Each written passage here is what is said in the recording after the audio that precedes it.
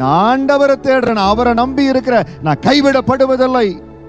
இன்றைக்கு அலைகள் எழும்பலாம், எனக்கு எதிராக சுனாமிகள் எழும்பலாம், பெரிய போராட்டங்கள் எழும்பலாம். அவரை அறிந்திருக்கிறேன். அவர் நாமத்தை அறிந்தவர்கள் அவரை நம்பி இருப்பார்கள்.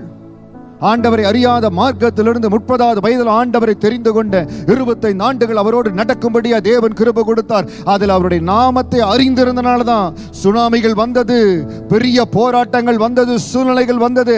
ஆனா எனக்கு தெரிய அவரை தேடுகிறவர்களை ஆண்டவர் கைவிடுவதில்லை. அவர் நாமத்தை அறிந்திருக்கிற, அவரை நம்பி இருக்கிற அருமையான மகனே, மகளே, சகோதரனே, சகோதரியே, இந்த வார்த்தையை கேட்டுக்கொண்டிருக்கிறீங்க.